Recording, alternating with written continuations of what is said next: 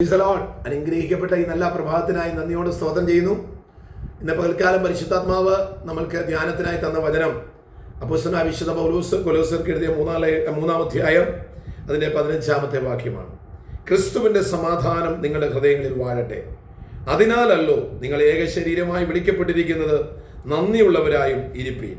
സങ്കീർത്തനങ്ങളാലും സ്തുതികളാലും ആത്മീയ ഗീതങ്ങളാലും തമ്മിൽ പഠിപ്പിച്ച് ബുദ്ധി ഉപദേശിച്ച് നന്ദിയോടെ നിങ്ങളുടെ ഹൃദയങ്ങളിൽ ദൈവത്തിന് പാടിയും ഇങ്ങനെ ക്രിസ്തുവിൻ്റെ വചനം ഐശ്വര്യമായി സകല ജ്ഞാനത്തോടുകൂടെ നിങ്ങളിൽ വസിക്കട്ടെ. ദൈവത്തിന് സ്തോത്രം. പൗലോസ് കൊലോസ്യ വിശ്വാസികൾക്ക് ലേഖനം എഴുതുമ്പോൾ പൗലോസ് ദൈവസഭയ്ക്ക് ഒരു വന്ദനം പറഞ്ഞ് അവരെ ആശീർവദിക്കുന്ന അല്ലെങ്കിൽ അവർക്ക് അവരെ പ്രബോധിപ്പിക്കുന്ന ചില വാക്കുകളാണ് നാം ഇവിടെ വായിച്ചു കേട്ടത്. പൗലോസ് പറയുക, ക്രിസ്തുവിൻ്റെ സമാധാനം നിങ്ങളുടെ ഹൃദയങ്ങളിൽ വാഴട്ടെ. ദൈവത്തിന് സ്തോത്രം. ഈ വർഷക്കാലം യേശു ക്രിസ്തുവിൻ്റെ സമാധാനമാണ് നമ്മളിൽ വസിക്കേണ്ടത്. മാനുഷിക സമാധാനമല്ല. യേശു പറഞ്ഞു, എൻ്റെ സമാധാനം ഞാൻ നിങ്ങൾക്ക് തന്നേച്ചു പോകുന്നു. അടുത്ത വാക്ക്, അത് ലോകം തരുന്ന പോലെയല്ല. ദൈവത്തിൻ്റെ സ്തോത്രം. ക്രിസ്തുവിൻ്റെ സമാധാനം നമ്മളിൽ ഉണ്ടോ?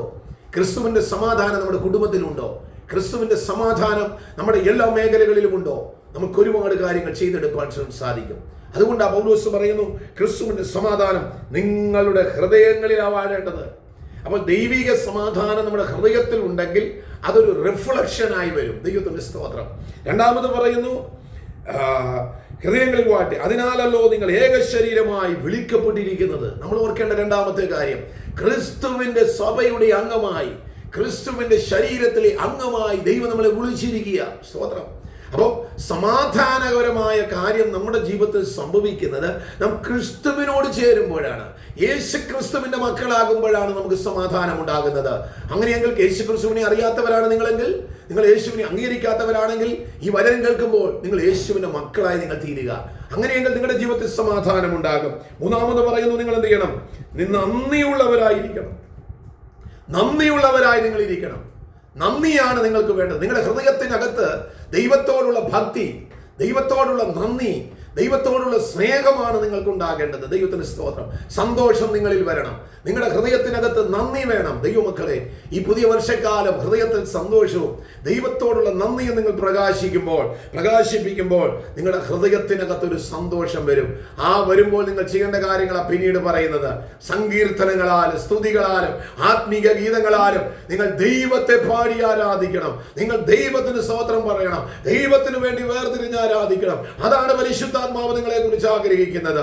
ക്രിസ്തുവേശുവിന്റെ സ്നേഹം, ക്രിസ്തുവേശുവിന്റെ സമാധാനം നിങ്ങൾ ഓരോരുത്തരിലും നിറയപ്പെടുമാറാകട്ടെ. അതിനായി ഞാൻ നിങ്ങൾക്ക് വേണ്ടി പ്രാർത്ഥിക്കുന്നു. സമാധാനമില്ലാത്ത നിങ്ങൾക്ക് സമാധാനം ദൈവം നൽകും. നിങ്ങൾക്ക് നന്ദിയില്ലാത്ത ഒരു അനുഭവം നിങ്ങൾ ജീവിതത്തിലുണ്ടെങ്കിൽ നന്ദി ദൈവം നിങ്ങളുടെ മേൽ തരും. പ്രിയപ്പെട്ടവരെ, ആകയാൽ സന്തോഷത്തോടും സമാധാനത്തോടും പ്രത്യാശയോടും നിത്യനായ ദൈവത്തെ ആരാധിച്ച് മഹത്വം കരേറ്റി ദൈവത്തിന്റെ കൃപയിൽ ഭക്തിയോടെ മുൻപോട്ട് പോകുവാൻ ഈ വചനം നിങ്ങൾക്ക് അനുഗ്രഹമായി തീരട്ടെ എന്ന് ആശംസിക്കുന്നു, പ്രാർത്ഥിക്കുന്നു. ഈ വചനം നിങ്ങൾക്ക് ദൈവം നിങ്ങളെ ഈ വചനങ്ങളാൽ അനുഗ്രഹിക്കുമാറാകട്ടെ. ആമേൻ, ആമേൻ, ആമേൻ.